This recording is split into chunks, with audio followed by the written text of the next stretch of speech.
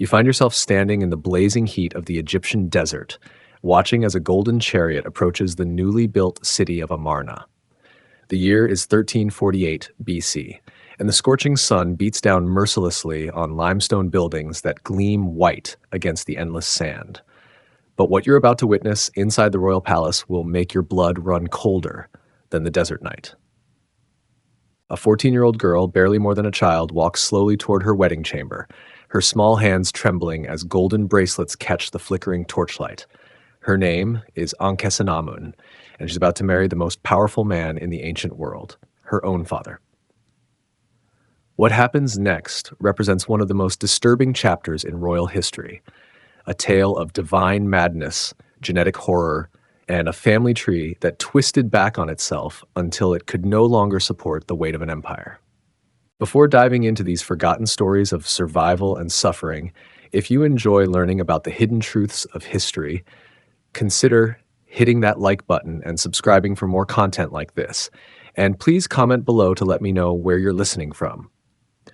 I find it incredible that we're exploring these ancient stories together from different parts of the world, connected across time and space by our shared curiosity about the past. What you're about to hear isn't just another tale of ancient Egyptian excess. It's the story of how religious fanaticism can transform love into obsession, fatherhood into predation, and divine authority into a license for the unthinkable. The name Akhenaton might not be familiar to you, but his twisted legacy will haunt you long after you finish listening. This is the story of how one man's vision of God led to the systematic destruction of his own bloodline, leaving behind a trail of deformed children, broken wives, and genetic nightmares that would curse Egypt for generations.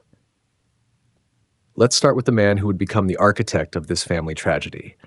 Akhenaton wasn't born a monster. In fact, when he was still called Amenhotep IV, he showed remarkable promise as a young prince. The son of Amenhotep III, one of Egypt's greatest pharaohs, he grew up in a world of unprecedented wealth and power. Egypt controlled trade routes from Nubia to the Levant, and gold flowed into the royal treasuries like water from the Nile. The young prince received the finest education available to any human being on earth, learning mathematics, astronomy, literature, and the complex rituals that governed Egyptian religious life. But something was different about Amenhotep IV. Ancient depictions show him with an elongated skull, feminine hips, and distorted facial features that suggested some kind of genetic abnormality. Modern historians believe he may have suffered from Marfan syndrome or Klinefelter syndrome, conditions that would have affected both his physical appearance and his psychological development.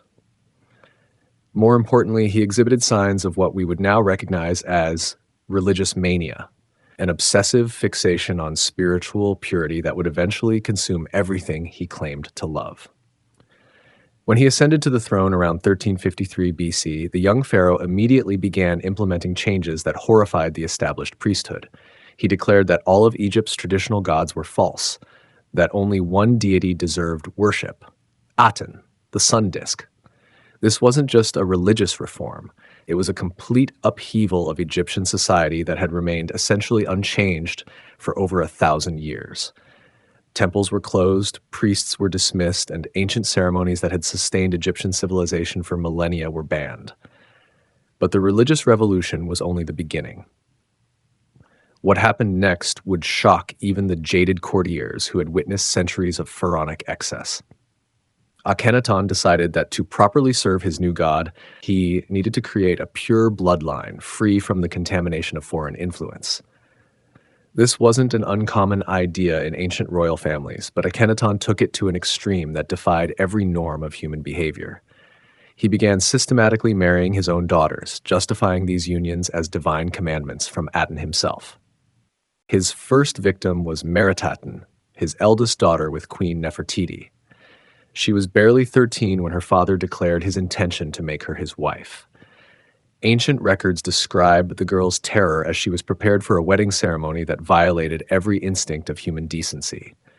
Palace servants whispered that she wept for days before the ceremony, begging her mother to intervene. But Nefertiti, herself trapped in a web of religious fanaticism and political necessity, could only watch as her daughter was delivered to the pharaoh's bedchamber, like a sacrificial offering to his twisted interpretation of divine will. The wedding ceremony itself was a grotesque parody of sacred ritual. In the great temple of Aten that Akhenaton had constructed at his new capital city, Amarna, the teenage girl stood beside her father as priests proclaimed them husband and wife. The same man who had given her life was now claiming her body in service to his god. The psychological trauma of this moment is impossible to fully comprehend, but we can glimpse its impact in the art of the period, which shows Meritaten with a haunted, hollow-eyed expression that speaks to unspeakable suffering. But Akhenaton's appetite for his own daughters was far from satisfied. When Meritaten became pregnant, he turned his attention to his second daughter, Ankhesenamon. She was even younger than her sister had been, barely 14, when she was forced into the same nightmarish situation. The girl, who should have been protected by her father, instead became his victim, trapped in a palace where the normal boundaries of family had been obliterated in service to religious obsession. The genetic consequences of these unions were immediate and horrifying. Meritaten's first child was born severely deformed, with the same elongated skull and distorted features that marked Akhenaton's bloodline. But worse was to come. The baby lived only a few months, its tiny body unable to cope with the genetic damage inflicted by its incestuous conception. Palace physicians, sworn to secrecy, recorded symptoms that suggest severe neural tube deep defects and organ malformations. Yet Akhenaton saw these tragedies not as evidence of his crimes, but as divine tests. When Meritaten's second pregnancy also ended in the birth of a deformed child who died within days, the pharaoh proclaimed that Aten was purifying the royal bloodline, removing imperfections through suffering. This twisted interpretation of genetic disaster allowed him to continue his abuses without acknowledging their true cause. Ankhesenamon's pregnancies followed the same horrific pattern. Her first child, born when she was barely 15, showed signs of severe developmental problems from birth. The baby's spine was twisted, its limbs malformed, and its breathing so labored that death came as a mercy after just 3 weeks of suffering. But Akhenaton ordered the child's body to be mummified and entombed with full royal honors, declaring that it had achieved divine perfection through its suffering. Modern DNA analysis of mummies from this period has confirmed the extent of the genetic damage inflicted by Akhenaton's incestuous practices. The royal children of this era show markers for severe inbreeding, including identical alleles that indicate their parents were closely related. More disturbing still, chemical analysis of their remains reveals evidence of deliberate poisoning, suggesting that some of these damaged children may have been euthanized to spare them further suffering. But perhaps the most tragic figure in this story is not Akhenaton or even his daughter wives, but the children who survived. Tutankhamun, who would later become one of history's most famous pharaohs, was likely the product of Akhenaton's union with one of his daughters. Recent genetic studies suggest that the boy king's parents were siblings or parent and child, explaining the severe health problems that plagued his short life. Tutankhamun's mummy reveals a young man who suffered from a cleft palate, a club foot, severe spine curvature, and a host of other genetic abnormalities that made his life a constant struggle with pain and disability. He required walking sticks from childhood, and his tomb contained over 100 canes and walking aids. The golden death mask that made him famous hides the face of a boy whose body was twisted by his grandfather's crimes. The psychological toll on Akhenaton's daughter wives is harder to quantify, but no less real. Ancient letters discovered in the ruins of Amarna reveal glimpses of their inner torment. One fragment, written by Ankhesenamun to her sister Meritaten, speaks of nightmares that plagued both women. "In my dreams, I am still a child, running through the palace gardens before father's eyes changed. I wake to find that the child is gone and only the wife remains." Another letter describes the women's desperate attempts to find meaning in their suffering. Perhaps Aten truly does speak through our Father. Perhaps this pain is the price of divine favor. But if so, why does the god demand such cruelty from those who love him most? These documents provide a heartbreaking window into the mental state of young women who were forced to rationalize their own abuse as religious duty. They developed what modern psychology would recognize as trauma bonding, convincing themselves that their suffering was meaningful rather than confronting the reality of their father's crimes. The physical environment of Amarna itself became a reflection of this twisted family dynamic. Akhenaton designed the city to be a paradise on earth, but for his daughters, it became an inescapable prison. The royal apartments were constructed so that the women could never be alone, always under the watchful eyes of guards and servants who reported their every movement back to the pharaoh. The gardens, meant to represent divine beauty, became spaces where Akhenaton could corner his daughters for private conversations that inevitably led to further abuse. Even their religious practices became tools of control. Akhenaton required his daughter wives to participate in daily worship ceremonies, where they were forced to publicly thank Aten for the honor of serving as the pharaoh's vessels. These rituals, conducted in full view of the court, were designed to normalize their situation and prevent any challenges to Akhenaton's authority.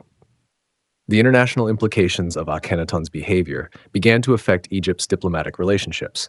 Foreign ambassadors reported back to their governments about the pharaoh's bizarre family arrangements and the obvious distress of his daughter wives.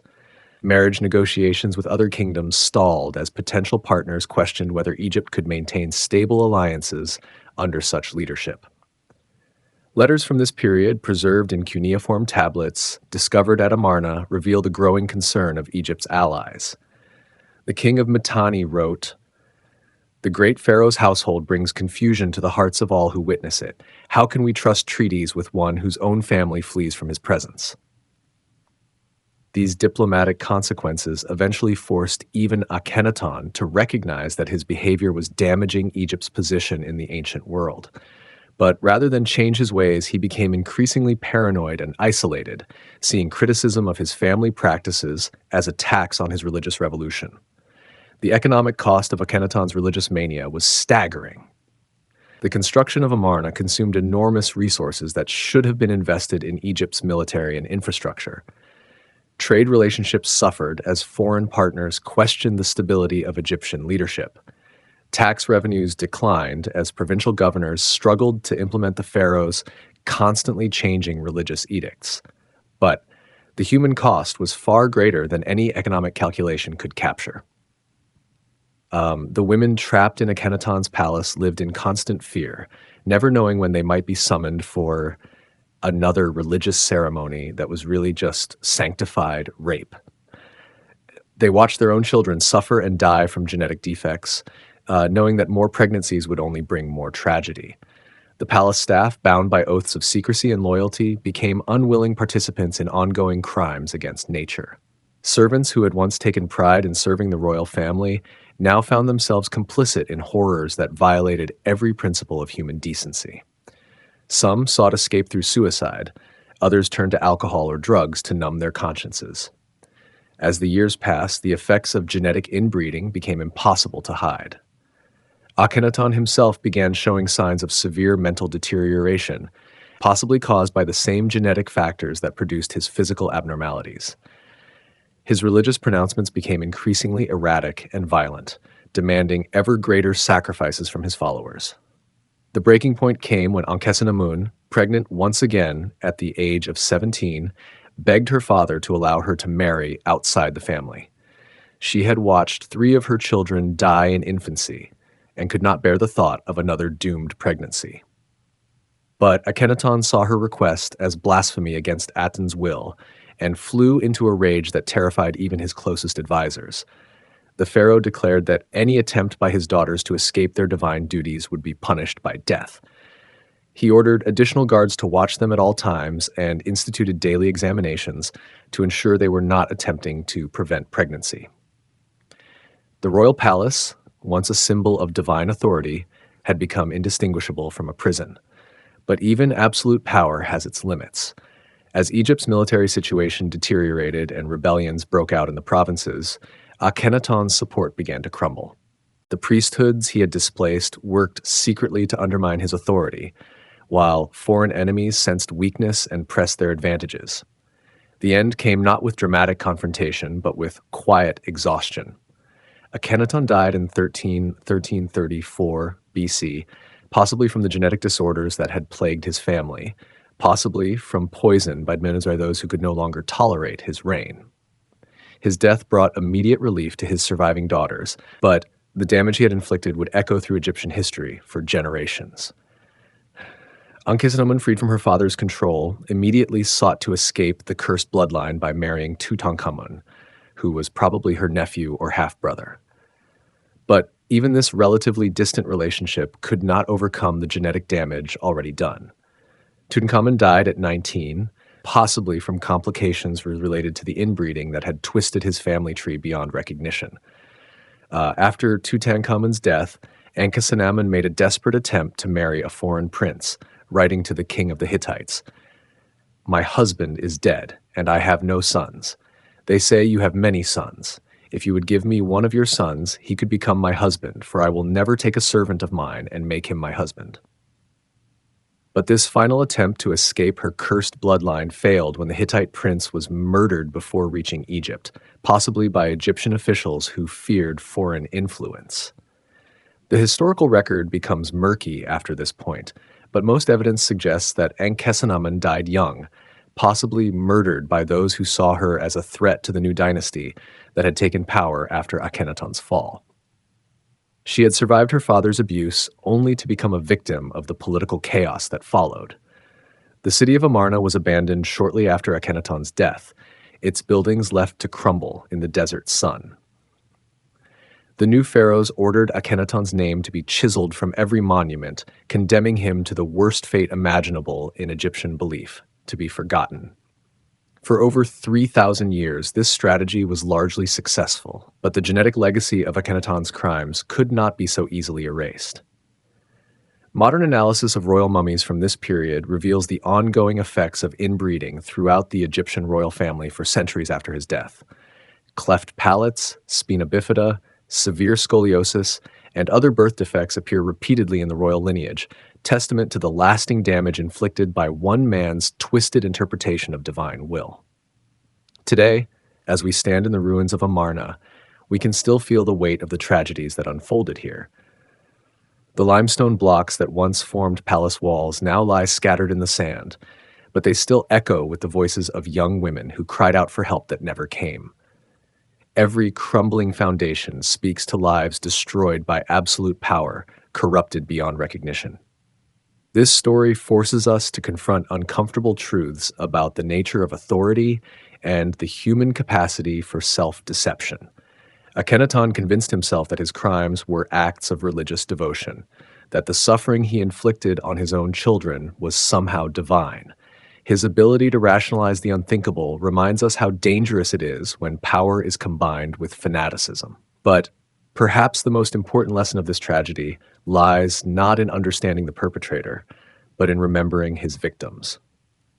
Meritaten, Ankhesenamun, and their unnamed sisters were not just footnotes in the story of Egyptian religious revolution. They were real people who endured unimaginable trauma with a dignity that humbles us across the centuries. Their story reminds us that behind every historical narrative of divine kingship and religious transformation, there are individual human stories of suffering that deserve our attention and our compassion. The children who died because of their father's madness, the women who were trapped between love and horror, the servants who watched in silent anguish, all of them have earned their place in history, not as curiosities, but as witnesses to the human cost of unchecked power. The pharaoh who claimed to speak for God left behind only genetic wreckage and psychological trauma. But his victims, in their quiet endurance of the unendurable, achieved a kind of immortality that no royal tomb could provide. They remind us that even in the darkest moments of human history, dignity and love can survive, bearing witness to better possibilities even when hope seems impossible. Every time someone tells their story without romanticizing their suffering or excusing their father's crimes, these forgotten daughters of Egypt achieve a small victory over the forces that tried to silence them. Their courage lives on in our refusal to forget, in our insistence on truth over comfortable mythology, in our recognition that the powerful have always preyed upon the vulnerable, but that such predation need not define the human story. The sand-covered ruins of Amarna will eventually disappear completely, worn away by wind and time. But the voices of the women who suffered there will echo as long as we choose to listen, reminding us that some secrets are too important to remain buried, and that the dead deserve justice even when the living have forgotten their names. What do you think about this forgotten tragedy from ancient Egypt? Have you heard similar stories from other ancient civilizations? Let me know in the comments below where you're watching from, and if you found this story as disturbing as I did, please hit that like button and subscribe for more content exploring the hidden truths that history tried to bury.